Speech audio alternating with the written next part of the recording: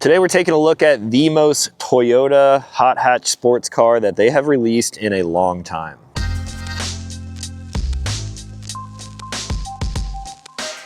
How's it going, everyone? Welcome back to the channel. If you're new here, my name is Talon and I make new videos every single week. So if you like what you see here in today's video, then consider clicking subscribe. It helps me out a lot, so there's more coming soon. Now, it has been a little while since the release, but I have finally gotten my hands on a Toyota GR Corolla, a super hyped up car enthusiast car, and I'm pretty stoked for this one because I've had my eye on it for a little while now. This car is just a loaner. I have it for 7 days. I've already had it for about 2 days, and I've been gathering some impressions, basically just using this thing kind of as a daily driver. I'm going to be answering some questions that you guys asked me over on Instagram, and I may have time to do a little bit of a follow-up video. So if you have any questions at all throughout this video, drop them in the comments down below, and I will try to answer everything as best as possible. Now, I am very late when it comes to content around the GR Corolla because this thing released back on March 31st of 2022. So this is not going to be an average review where I just blast you with specs and drive it around for a little bit. I'm really going to put my own personal spin on this. Everything that I'm going to be talking about in this video is going to be a little bit more tailored to my personal taste with cars and how I use them. I'm really excited for this one in particular because of the previous cars that I have owned. If you're not new to this channel, then you will know that when I started making videos a couple years back, I was driving all-wheel drive cars because I was living on the East Coast at the time, where we're actually at today in Pennsylvania. One of my first cars that I drove for a long time was an 02 Subaru WRX, and then I graduated up to a 2015 STI. I also had a Crosstrek, and then after those cars, I really switched to overlanding vans, trucks, and stuff like that up until early 2023 when I actually bought my own Mark V Supra from Toyota. Now, it's kind of funny because when I was looking for a daily driver, I did end up landing on the Supra, which is kind of wild. I did a bunch of videos kind of explaining my thought process behind all of that. But the day that I was going to pick up my Mark V Supra, I mentioned that this one was kind of on the radar, but Toyota had just announced it, and I said, I don't even know when we're gonna see these things on the road. And then one of the newest releases from Toyota, the GR Corolla. Crazy horsepower out of a 3-cylinder motor. We're talking almost 100 horsepower per cylinder. That is also super difficult to get right now. I don't know when we will ever see those on the road, but I wanted something sooner than waiting forever, even though I've already been waiting forever. From the time that I made that statement and bought my Supra and have been driving that around, I didn't see a GR Corolla on the road for probably another year after that. And again, I wasn't in the mood to wait any longer. I was ready for a car at the time. But now these cars have been out for about 3 years, and they've actually gone through a new design change for the new year of 2025. There's a whole lot to talk about with the new redesign, but this one happens to be a 24, so this is not going to be any new groundbreaking information. It's really going to be me comparing it to my daily life driving a Mark V Supra, my past experience with all-wheel drive systems from Subaru. And with all that being said, let's get the sort of repetitive stuff out of the way that you guys probably already know. I'm gonna talk to you for a second here as if you have never seen a Toyota GR Corolla before. So first and foremost, this particular car that we're looking at is a 2024 GR Corolla Premium. There are 3 different tiers when it comes to the GR Corolla, starting with the base, which they call their core. You can bump up a tier to a premium trim, which gets you a little bit of extras. And then you can go all the way up to, at the time, the Circuit Edition. But now for 25 with the redesign, they changed up the naming conventions. It's essentially the same car with the same additional features, but instead of the Circuit Edition, they are now calling the newest high tier a Premium Plus. So this one puts us right in the middle of all of those tiers, and I think it's optioned pretty dang well. Now, when it comes to mechanical performance, that's where this car really shines because it is unlike any other Corolla that Toyota has made in the past. It's powered by a 1.6 liter 3-cylinder turbocharged engine paired to a 6-speed manual transmission. Now, up until this year of 2025, these cars were only optioned with manual transmissions. You could not get an automatic until this year, of course. So this car was really Toyota's answer to car enthusiasts out there who really enjoy the driving experience. My thoughts on them making this in an optional automatic transmission now, we're just gonna save that for a future video.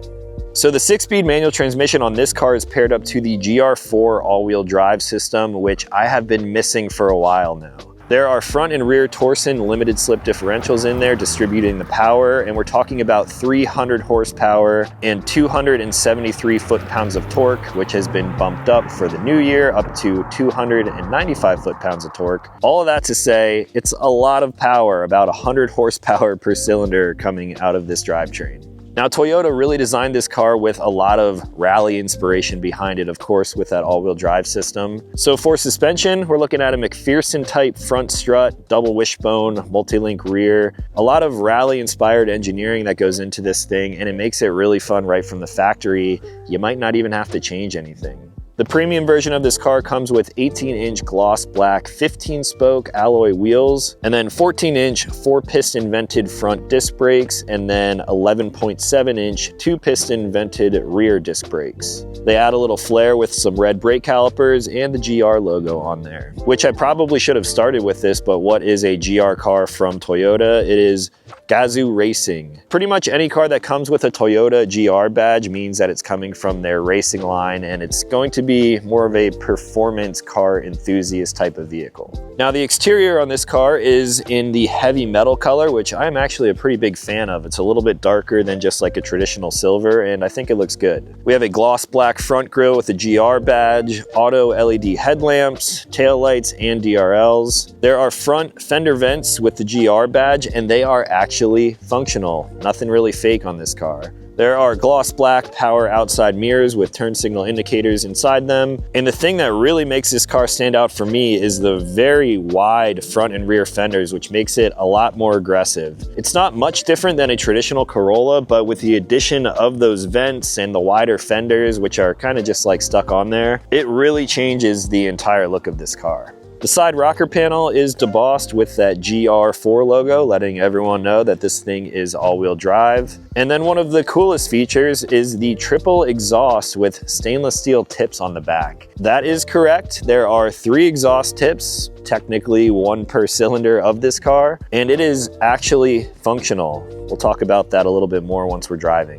Now for the interior, we have a 12.3-inch digital gauge cluster, JBL 8-speaker sound system with an included subwoofer and amp, so sounds pretty good. The premium does come with heated Bryn knob suede and synthetic leather seats, and they are also trimmed with the GR logo in the headrest. You get a leather wrap steering wheel with the GR logo over there as well, GR logo on the shift knob. They're basically going to put GR wherever they can on this car, and I think it's a cool touch. This has power windows with 1-touch auto up and down, 40/60 split fold-down rear seats with a center armrest and cup holders, 2 USB 2.0 charge ports, an 8-inch screen up front for wireless CarPlay and Android Auto. And one thing that I found kind of interesting is that this car actually doesn't have dual zone automatic climate control, which is fine, I think. I generally have everything set up the same anyway, but I just thought for a premium, maybe it should have that.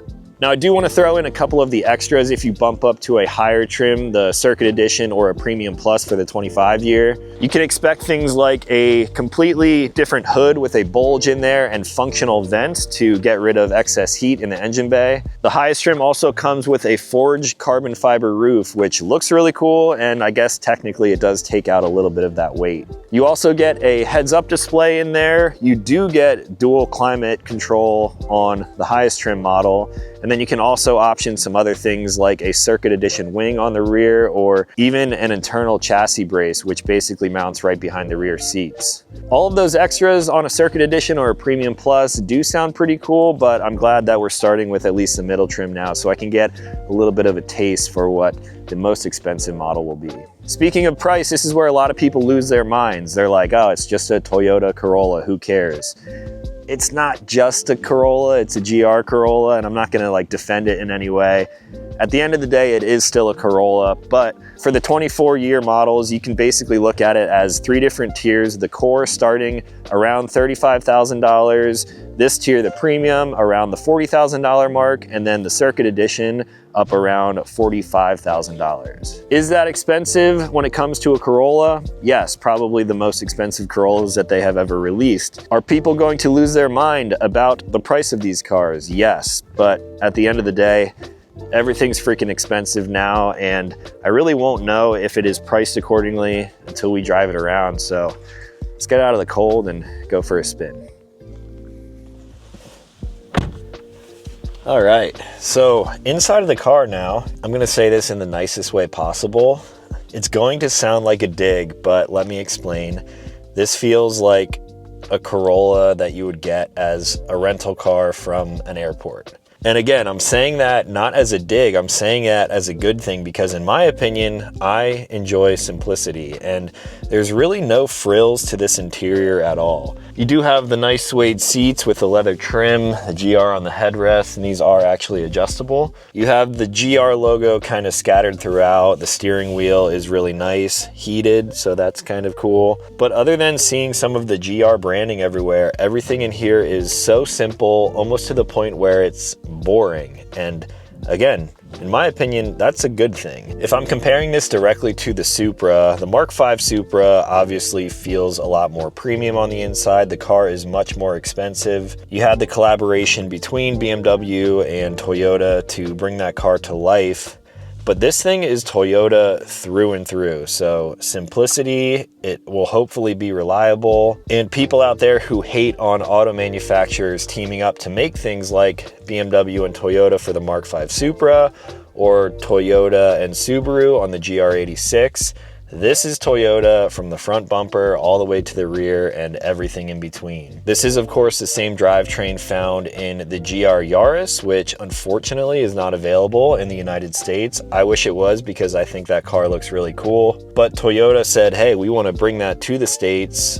A better selling car is of course the Corolla. Our roads over here are a little bit bigger, and this car just makes more sense from like an American standpoint, at least in my opinion. So everything in here is really functional. You have really usable back seats on there, which I did not have with the Supra. It's not going to be the most spacious back there, but you could technically drive around with 4 passengers and get to wherever you're going. The door card and everything over here is very kind of boring Corolla-esque. Only the driver's side window has an illumination light on there. The mirrors are powered. You have your window locks and door locks over there as well. And then up on the front of the dash, we have a lot of controls for our lights. That's where you will also turn on your heated steering wheel.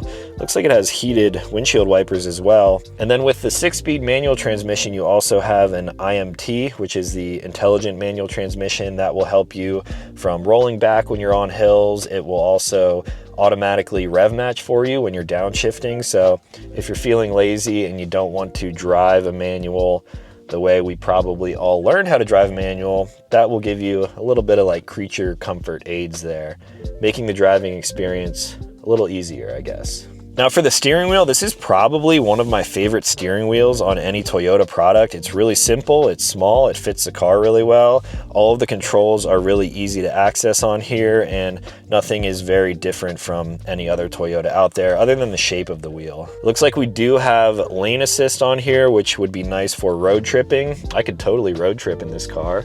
Throw a bunch of stuff in the back. Air vents, no heads-up display on here. We do have the nice digital gauge cluster though. Speaking of that, let's actually start this thing up and get it warm, because it is pretty cold outside right now. This is what it will sound like from the interior of the car on a cold startup.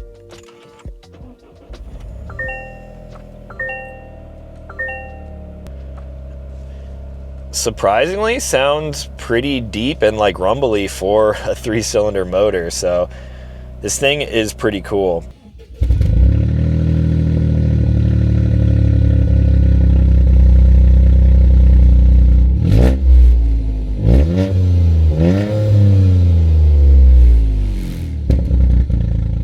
I actually have a notification on the dash right now that says, avoid excessive acceleration due to temperature. I've read about people getting that message and they don't like it. It doesn't bother me. You shouldn't rag on your car while it's cold anyway. I don't think you need to sit there and let your car warm up for like 10 minutes, but that's a story for another time. Now it looks like we have a power distribution for that GR4 system over there, which is pretty cool. Temperature readout, of course, a normal tach and a gear shift indication in the middle. And then the way this is currently set up over on the right side, we have a lot of temperatures. And one thing that I actually like about this is that it is showing me my engine and oil temp, which is pretty cool. It's not just a bar, it's actually giving you a legit real-time temperature readout. So you know when your car is warm or if it's too cold, or in some cases, I guess, if it's getting too warm. Now down below the 8,000 on the RPMs there, that is where you are going to see the drive mode for the all-wheel drive system. When I start this car up, it is in a 60-40 split, which means 60% of the power is going to the front tires, 40% of the power is going to the rear. Now down next to the shift knob, there is a GR4 logo, and if I turn this to the left, that's going to put it in a front bias. If I turn it to the right, that is now going to put this into a rear bias, which is a 30 up front, 70 in the rear split. So in this mode, if you are on gravel or snow, or if you're just getting a little wild with it, in theory, you could get the rear end to slide around a little bit, which is cool. That's what makes this car really fun. And now if I push on this button, of course it says push track. That puts us into GR4 track mode, which is a true 50-50 split all the way around. And the system, from my understanding, is intelligent. So if you are cornering really hard, I'm assuming it's using some kind of like active torque vectoring, so it will break an inside wheel and vice versa. I think it's just distributing the power as evenly as possible under your driving conditions. Now, because this car is just a loaner, I'm not going to be pushing it too hard, but there are a lot of great back roads around here. So we're gonna kind of mess around with the different modes and see how it all goes. Now, all the way up front on the center console, we do have a wireless charging pad. I hate them. I'm not going to speak on this one because I'm not even going to use it, but generally, I don't like them. They overheat your phone. They generally don't work very well. And then since this is a premium, we also have heated seat controls up here. So we have a high mode and a low mode. Nice and simple, analog buttons, nothing on a touch screen here. It's just very simple and basic, and I appreciate that. With all of the touch screen controls in this world, changing your radio station and your volume, and sometimes your seat controls, your glove box, your climate control, all from a screen, I don't like that. I'm still not on board with that. Maybe someday I will be, but just give me buttons and switches. Thank you, Toyota. I appreciate that. Now, also in the center console back here, that's where you will find your charge ports. We have a regular like cigarette outlet for 12 volt, USB-C, also a USB-C up on the dash here right next to the glove box. No armrest, which is kind of interesting. If I'm making a list of pros and cons, I think that would go on my cons, especially on a long road trip. So we have some small cup holders and then a little like tray here, which I guess you could throw your wallet or maybe your phone on. We have some light controls up here, sun visor, a little bit of an extension, LED light for a mirror. Pretty basic, not much really else to talk about other than the driving experience. So looks like we're getting up to temperature now. We're at about 143 degrees, oil temp is up to 125. There's something about reading an actual number that gives me peace of mind. I actually really like that feature of the digital dash. So heated steering wheel is on. That is a nice touch because it is 28 degrees right now. But this car really isn't about the interior or the creature comforts or anything. It's about the drivability. So let's go for a spin. Now, I don't want to rag on this car too much until it gets warm, but already this car is very easy to drive. If you're familiar with driving a manual transmission, the clutch engagement is right where you would expect it to be. It's a very light clutch, even when comparing it to the Mark V Supra. And the gear shifting is actually pretty notchy for just like a standard optioned vehicle. You know exactly where to throw to get into the next gear. There's honestly not much play in there, and it's already relatively short too. If you put a short shifter in here, I think it's going to be very, very short. And I'm curious what products are out there where you could actually improve the feel of it, because stock, I think it feels really good. When you go into reverse, there's also a reverse lockout ring down below too. That is something that is different from the Supra. My Subaru, the STI, actually had that, so kind of feels like something that I've used in the past. Now the roads around here are all Pennsylvania back roads, really windy. We did get some winter weather just the other day. I did not drive the car in any kind of snow or ice situation yet, but there's a ton of gravel and cinders all over the road. So having that GR4 all-wheel drive system gives me some peace of mind. All right, we are up to kind of a normal operating temp now, which means I can get on the power a little bit and feel all 3 cylinders putting out 300 horsepower. It should be pretty interesting. I'm in just a regular drive mode, normal mode, and set to a 60-40 split. Let's see what it's all about.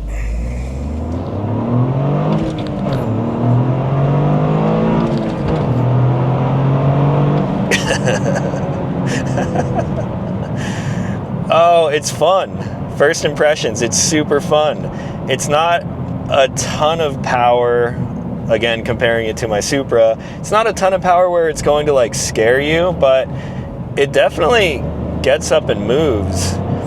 The steering also feels really light, so I'm excited to get into some of the twistier back roads around here, but felt like some pretty good power. I'm also looking at the digital gauge cluster here, and when I accelerate a little bit, it's actually indicating that it is putting more power to those front wheels compared to the rear wheels. I'm not sure if my microphone is picking it up, but there's also some pretty cool turbo noises too coming out of this motor, completely stock, no intake or anything, obviously. This is just how the car comes from the factory, and so far it's a pretty cool, really engaging driving experience. We've got some traffic in front of me, so now we can kind of slow down and cruise a little bit. For fuel economy, here I'm in 6th gear. I think Toyota advertises 21 city and 28 highway. The manual version is going to get better fuel economy than the new 25 with the automatic too. They still offer them with a manual transmission, but why would you not get this car with a 6-speed manual? This little stick right here is a lot of what makes this driving experience really fun, at least in my opinion. Looks like I'm averaging about 25.4 miles per gallon right now, which is probably about right. I've been doing a lot of mixed driving, a little bit of highway, a little bit of back roads and stuff like that. I haven't been ragging on this car, of course, because it's not mine, but I think 25, 26 with the driving that I've been doing, I think that fuel economy is pretty good. Not as good as like a regular Corolla is going to get, obviously. This is a fairly economical car. The GR version, though, bumps things up a little bit, so you're not going to get like 30 miles per gallon unless you're just going straight across Kansas doing 70 miles an hour the entire time. While I'm still in the normal mode, let's go to a rear bias now. 30 in the front, 70 in the rear. I don't think this car is going to step out on me at all. Driving on a closed course, on a track, or gravel and snow, this is going to be the really fun mode where you can kind of kick the back end out and slide around a little bit in that rally style. I'm not going to be doing that on public roads, but I'm trying to see if I can like really feel a difference. I think the front end seems a little bit lighter with the power going that way, and the all-wheel drive system, I mean, this is something that I've been missing for a while since I got out of Subarus. Having all-wheel drive and all of the tires in contact with the ground, it gives you a ton of confidence. I feel like I would be more inclined to push this thing into a corner like this right here, a 15-mile-an-hour corner, go into 2nd gear, and I can just roll on that power as I come through the corner, and I don't have to worry about it really like stepping out on me and sliding at all. Then again, if it does, I feel like an all-wheel drive car is much more easier to control, at least with my past driving experience, and it feels really good being in a car with all 4 wheels turning at the same time. I would never go full throttle through a corner with the way my Supra was set up, because I mean, that will get away from you really quickly. Even with the temperatures out right now, it's about 32 degrees now, that car would chirp the tires going into third, sometimes even fourth gear, because I had some bolt-ons and it was making a ton of power. So going lower on the power and then having all-wheel drive, it's really confidence inspiring, and the steering is definitely way lighter than I was previously feeling in my own car. Now, if we really want to have some fun, I can push for the track mode. Now we're in a 50-50 split, and then also just in front of the gear selector, we have a drive mode selector. So I'm going to go into sport mode, which changes the tach and the digital gauge cluster just a little bit. Just next to that is also the traction control button. So if you are in a 30-70 with the rear bias and turn the traction control off, that is when you're really going to be sliding the car around, and that is what Toyota calls the expert mode. It actually indicates that on the dash when you have this thing set up that way. So it's pretty cool.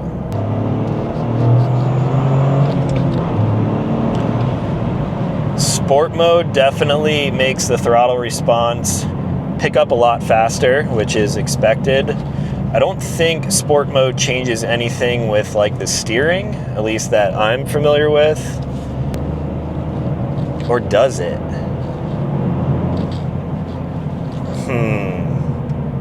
Let's go all the way down into eco mode.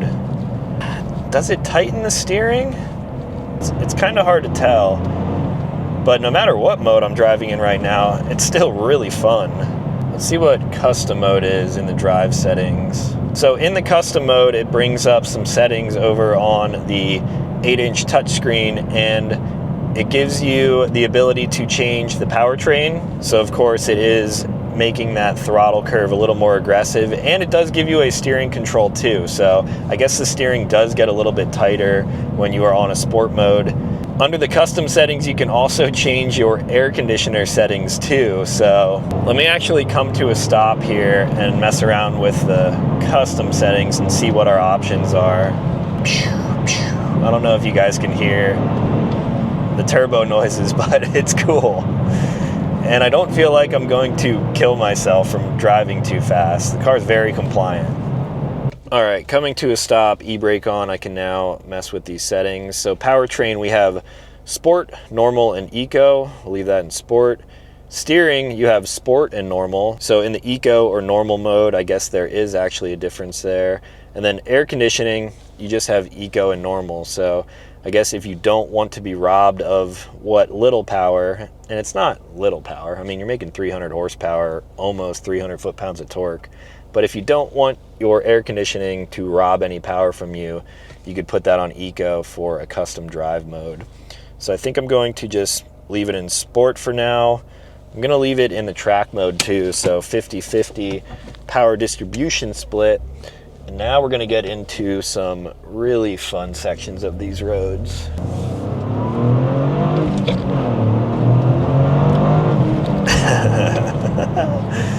All right. Really banking and steep turns here. Probably should have been in second for that.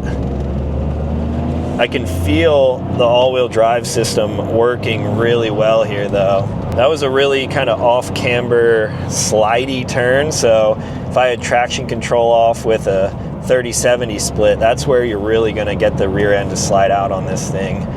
And maybe I'll do that in a future video. I do have this car for 7 days, but as of right now, again, really fun. Best way to describe it without going into crazy detail. But also, if I just kick it into 6th gear, it's comfortable. It really blurs that line of like a performance sports car, hot hatch, and also an economy car, because there's a ton of room in the interior here. I have plenty of headspace. I feel like taller people could get into this car a lot easier than something like the Mark V Supra. And you could just drive this thing around like a normal daily. Maybe in that case, you would want to get an automatic with the new super fast paddle shifting transmission that Toyota came out with, but I don't think anything is going to steer me away from a manual 6-speed car anytime soon.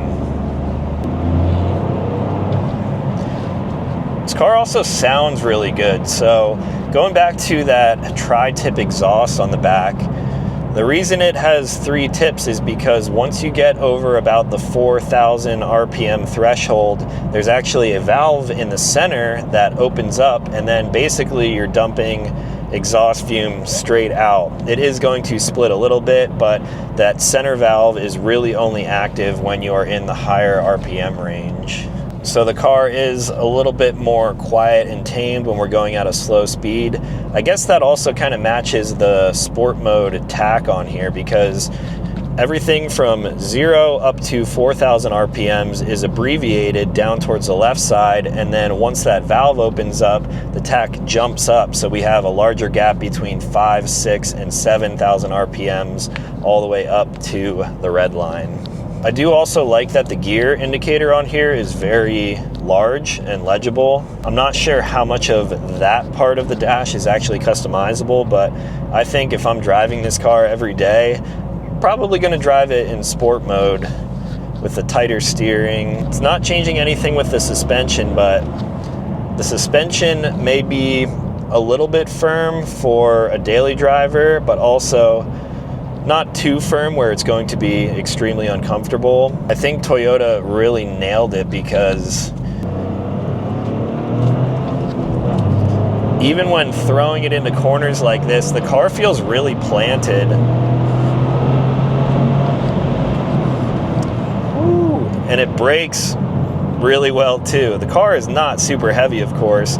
The steering feels light, and the car itself feels pretty light.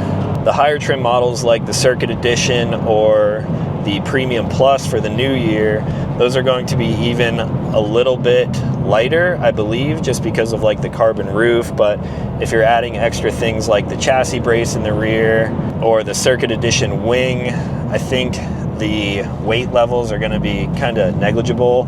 I mean, I don't even think I would be comfortable driving my Supra through corners as quick as I'm doing it with this. That all-wheel drive system.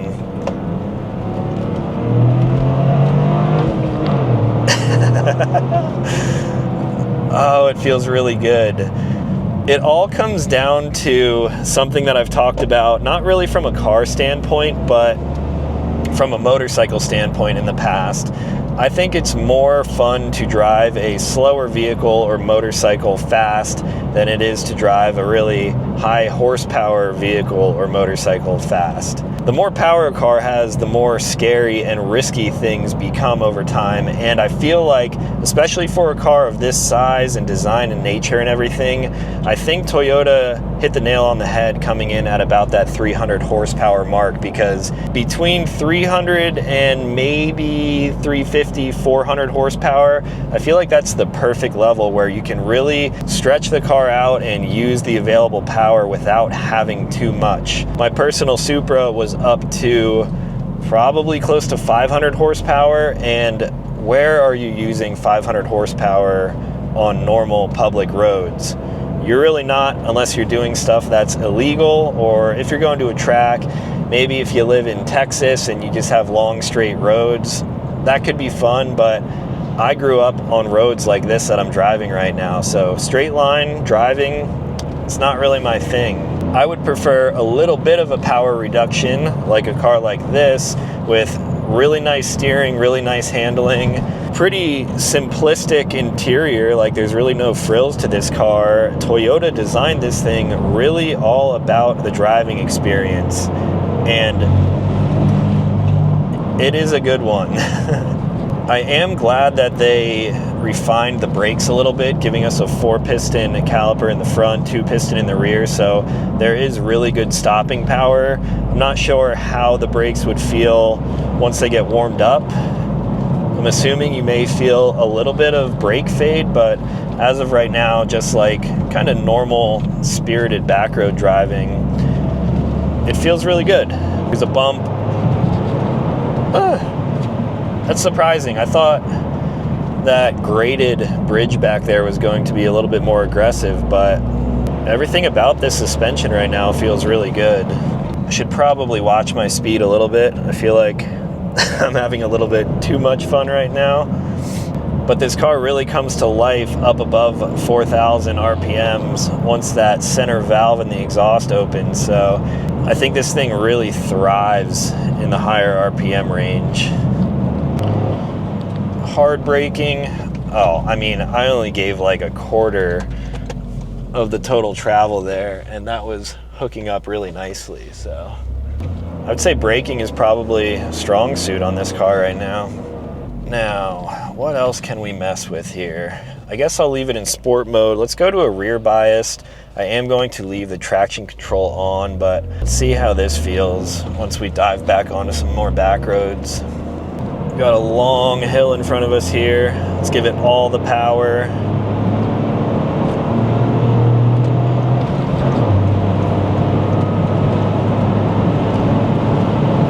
So that's where you may feel a little bit of power lacking, but again, this is a Corolla. It's not really designed to make a ton of horsepower, and it is stock. So I feel like the power distribution, being able to select different drive modes and where the power is going. I think as like a daily driver, but also kind of weekend warrior car enthusiast, go for a fun drive, I feel like it's balanced very well. These seats, I just got a good feel for them right there. They're heavily bolstered on the sides. They are very comfortable too. The bolstering down on the seat isn't too aggressive, so I feel like you could road trip in this car, but when you're pulling a lot of G-force, really throwing this thing into corners, it hugs me really well. I probably weigh about 185 pounds right now. I'm about 5'10", 5'11" on a good day, and I think I actually prefer these seats over the Supra and even over my older STI as well. I never thought a Corolla would be this exciting to drive, but Gazoo Racing GR, it makes sense. They have a really cool platform here. Just want to send it through one of these cornfields over here in expert mode. Not my car, not gonna do that, but having all-wheel drive makes it tempting. Now, typically when it comes to a car like this, I always like to think ahead of like, hey, what would I do to improve this car, make it better? A lot of times, like I did with my Supra, I did lower that car just a little bit. I changed a few suspension components on it, and right off the jump, only having maybe like an hour or two of seat time in this car, I don't know if I would change anything. If we're talking about it from just a performance perspective, the car is not super low to the ground, and that is actually something that I like. I can drive this thing around the city, up and down curbed entryways into gas stations and stuff like that, and I don't have to worry about scraping anything. When you lower a car, that is, of course, when you have to be a little bit more concerned with that stuff. And you're really lowering a car. A lot of people do it for aesthetics. I would mainly do it for performance, but this thing feels really planted already. I don't think I would mess with it too much. And then when it comes to the power side of things, I've learned my lesson with the Supra. I am not one for high horsepower, fancy cars. If money was absolutely no object, I think I would prefer a lower horsepower car, and I never had a high horsepower car until the Supra, so going from that down into something like this, it really opened my eyes. If you look at it from a motorcycle's perspective, I grew up riding sport bikes, like really fast, high displacement bikes. I had a 190 horsepower ZX-10R leader bike, and that thing is super fun to ride around, but becomes a little bit scary, and that much power is unusable on public roads. I have since gotten rid of all of my larger displacement bikes, and now I only have like mini motos, 49cc, 125cc, electric. That's all that I have in my garage right now, and I realize that I don't like a ton of power. I like using the power that I have available. So a car like this, or the GR86, being lower horsepower, lighter, but still really driver focused, I think that's where my sweet spot is. And I think that also changes my perspective on what like my realistic dream car would be. I guess if I was a billionaire, I would probably get the urge to get into something like exotic, like really dream car status, like a Lamborghini Storado or something like that. But over time, I feel like that would just kind of sit in my garage, and it wouldn't be quite as engaging to drive as a car like this, which you can really stretch out. I'm kind of just brain dumping on you guys at this point, but hopefully it makes sense. I'm sure it makes sense to any GR Corolla owner out there. I'm sure you're picking up what I'm putting down. Got cinders and gravel in that corner. I mean, all-wheel drive just plows right through it all. I didn't even feel anything slip right there. Whereas a rear-wheel drive car, situations like that could get a little sketchy. Let's actually turn on the intelligent manual transmission. See what the rev matching is like. So 4th gear, coming up to a stop sign. That's pretty quick. Downshift into 3rd and it auto rev matches for me. I like that it actually defaults to off when you start the car, because you can engine brake a lot better if it is not auto rev matching for you. If you want to rev match, just learn how to rev match yourself, I guess.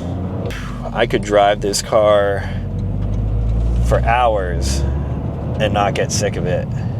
So I'm gonna kind of boogie around town for a little while. Again, really just use this car as like a fun daily driver for the next couple of days, and I will gather more of my thoughts before we do a complete final thought recap.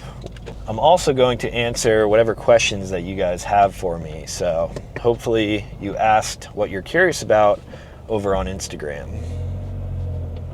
All right, guys, we are back, and I am almost at my 7 days with the GR Corolla. I have been driving this thing every single day, just kind of how I would as a daily driver, going to the gym, going to the grocery store, errands around town, things like that, visiting friends and family on the East Coast. I'm almost up to 300 miles of drive time behind the wheel of this car, and man, it is a really good platform.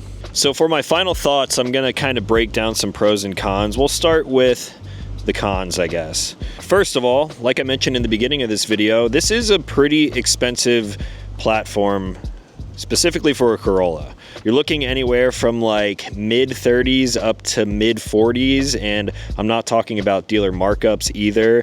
These cars are kind of rare because they're made in small quantities. At the time of me filming this video, they've probably made between 5,000 and 6,000 GR Corollas. I could be a little bit off on that spec, but you don't see these cars often, so when dealers get them in, there's a chance that they put a markup on it. I don't pay markup on any vehicles. I think the whole dealership kind of model that is all across America is pretty corrupt, and it's not great. And this isn't a video about how to buy a car, but I would say never pay dealer markup if you can avoid it. So a con is, yes, this car is relatively expensive. As far as the features go for the premium, there are some things that I'm kind of missing out on a little bit. One, I really don't like the wireless charging in any Toyota vehicle. I wish they would fix that. I actually tried putting my phone in on a little bit of a drive, and it would charge for about a second and then turn off. It's just not good. It isn't good in any Toyota that I've ever driven, so that's kind of a bummer. Not having a dual zone climate control in a vehicle like this, being that it is a premium, is also kind of a bummer. For me, I travel around by myself quite frequently, and I would leave it set the same, but I feel like the premium price tag and the premium model of the car should come with something like that. I'm really struggling to come up with other cons here because I really did enjoy my time in this car, but I guess one con would be, if I'm comparing this directly to my Supra, the fuel economy isn't great for a 3-cylinder car. But then again, it is a GR, it is a performance car, so having good fuel economy really wasn't at the top of their list when designing this thing. If you want good fuel economy, just get a regular Corolla.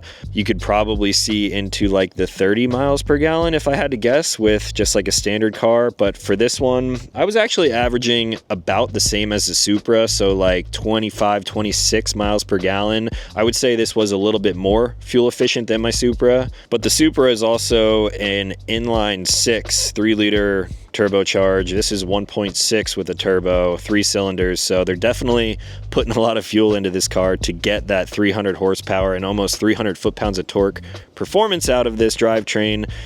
So I guess I could also count that as a con. Now for the pros, I'm going to kind of sum these up as quickly as possible because this is already a lot of thoughts all in one video. But one, the car is an absolute blast to drive. It's got great power delivery. It handles incredibly well. And it's not something that I ever expected to come out of a Corolla. It still kind of blows my mind that they consider this a Corolla because technically it is, but it feels so much more than that with all of the GR love that they put into this thing. Two, I absolutely love the styling of this. Again, just a Corolla, but the GR flare on it makes it look so much more aggressive. I think it is a really sharp looking hot hatch. In my opinion, one of the best looking hot hatches that is available on the market right now. Other competition would be, I guess, a Volkswagen Golf R, not in the same time frame, but a Focus RS. All of those are kind of lumped into the same category, and I personally really like the aesthetics of the GR Corolla. And then a third thing would be the simplicity of this car. The drivetrain, again, from front bumper to rear bumper, is all Toyota through and through. So anyone who hates on car manufacturers collaborating, you can't really say that about this car. Because everything was completely designed by Toyota, I know that it should be fairly reliable over the life of the car. I know there are people out there with like first year GR Corollas that have over 40,000 miles on them, and they absolutely love them. These cars are definitely gathering a cult following, and I now know why. The interior is also very, very simplistic, but again, that's something that I like. Less moving parts, less things to break. There's no confusion, not a lot of touch screens and extra technology that I don't think you really need in a car. It's just a raw driving experience, but also is very good at being a daily driver. Now, over the past couple of days, as I have been driving this car around, as you can tell, it is freezing here and we have snow. So I was able to drive this car in the snow. I guess if we're going to go back to the cons, these tires are not snow tires. These are like a high performance summer tire, which a lot of the GR cars come with, and that's great when the roads are dry and generally when it's a little bit warmer. So when I was driving this in the snow, I didn't film anything because it would have been a little bit dangerous. I basically just like drove to the gym and back the one morning. I put it in GR track mode, so I had all-wheel drive, 50-50 split front and rear, and it made it, and I made it back home, but this tire choice in the snow would not be good. If I owned this car, that probably would be one of the first things that I switch out, specifically for these winter months. Whether you're in Pennsylvania or Colorado, anywhere with snow, I think this could use a set of really nice snow tires. I also spend a little bit of time driving this thing on the highway. I really like the way the car handles, but at the same time, it could be a little bit stiff if you're actually going to road trip in a car like this. It can feel a little bit bumpy when you're on some concrete highways, but it's not overly aggressive where I think I would get sick of it. It's kind of that like middle ground balance between performance, really good handling on back roads, and then a little bit of comfort on the highway. And suspension on this car is definitely something that you could change, but I don't think I would, especially if I ever got the chance to drive a 25. They've redefined a lot of different parts of this car, suspension being one of them. I believe one of the biggest differences is they're using a progressive spring now, so it should ride a little bit better, but still keep that same performance that comes on this car being a 24. I'm hoping in the future I can get into one of those and bring you guys a video on some of the updates and maybe test it a little more in depth than I have in this video. Now, I feel like I answered a lot of the questions that you guys were asking me already on Instagram, but I'm going to pull some up and we're going to go through some of these. So, how small does the interior feel? Let's actually hop in there because it's freaking cold out here. All right, so inside the interior, a little bit warmer in here. How does it feel? It's honestly not too bad. I'm actually sitting in the back seat for the first time, and the driver's seat is positioned how I like to drive, a little more lean back. I'm not the tallest person ever, but I still have some decent room back here. The passenger seat is about the same, and you could fit 3 people back here, but at the same time, I would say like 3 people passengers max. We have a surprise guest. Wouldn't be like terribly uncomfortable though on a road trip. How tall are you? 5'10", 5'11" on a good day? No, I'm pretty sure we're like 6'3". Yeah, we're 6'3". There's more room in the back seat of this GR Corolla than there is in the back of my new 24 Tacoma with the isodynamic seats. So I've been driving around people in that truck and it's not the best. This is definitely better. All right, the next question we got here. The purchase included a track day. Curious, do they do that for yours or all purchases? Yes, they do. So if you buy a GR car from Toyota, it will come with a free track day and I believe a year NASA membership, which is like a national something racing association. So yes, they actually do give you a free track day with GR cars. I had it with the Supra, didn't have time to cash in on it, and I'm sure it would be fun. Hopefully I can have a car that I can take to the track at some point, but I'm just a busy guy. Another question, how tight is the interior? We're sitting in the back seat right now. It's definitely more spacious than the Supra, of course, having back seats, and there's more headroom. I think overall this is a more comfortable car to drive in than the Supra because you're sitting a little more upright. You're not so close to the ground. It's not the biggest car ever. It's kind of just feeling like a regular Corolla in here. How reliable is it?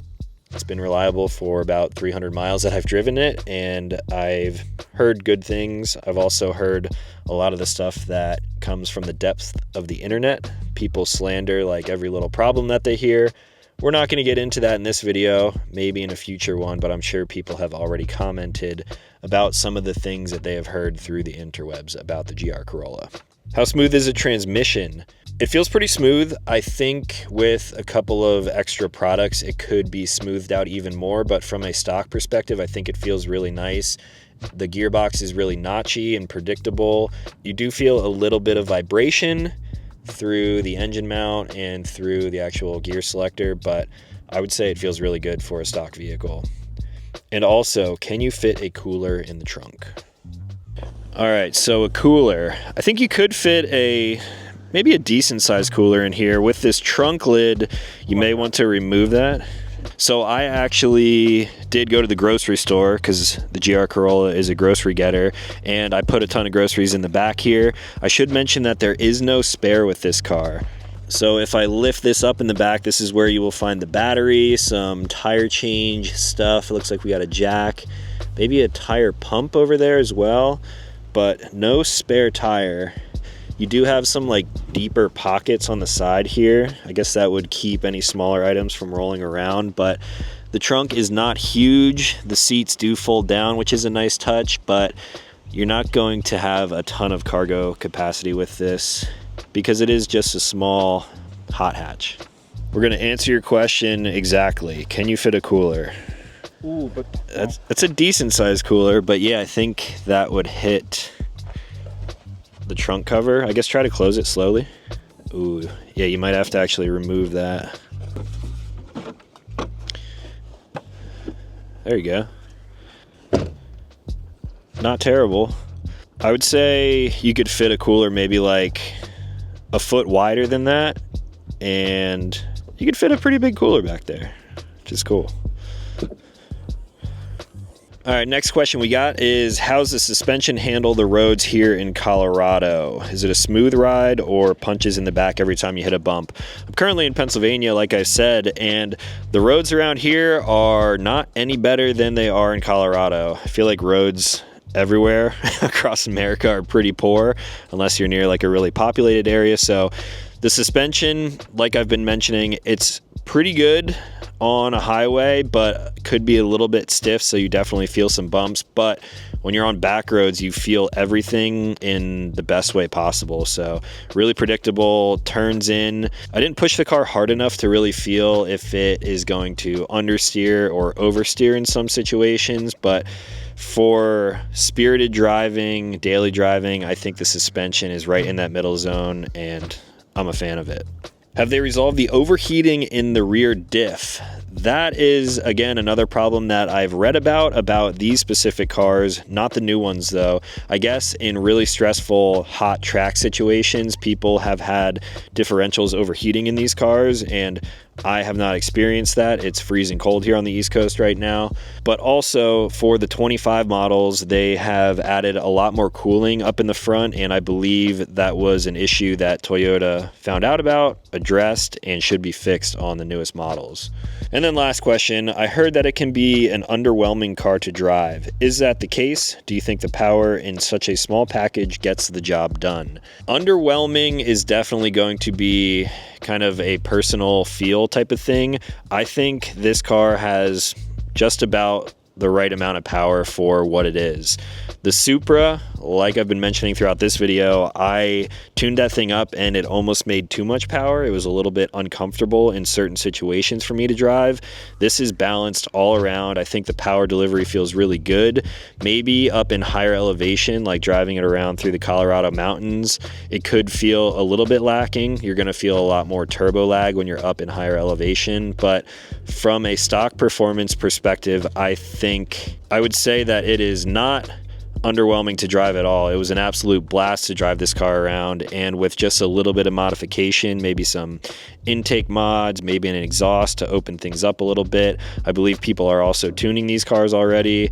I think it would make even more power and it would be even more fun to drive without being too crazy. The 25 models also make more power, or I should say more torque from the factory. I believe it's like 21 foot-pounds. So it's making 295 foot-pounds for the new year. So it's going to feel even better off the line, probably a little more evenly distributed across the whole power band. So I got to get my butt in one of those seats and try it out for myself. So I think that's about all for this video. That was a ton of talk about the GR Corolla, and I have another new vehicle for testing on the way. So this one is going back, and I'm going to be driving around something new for the next 7 days.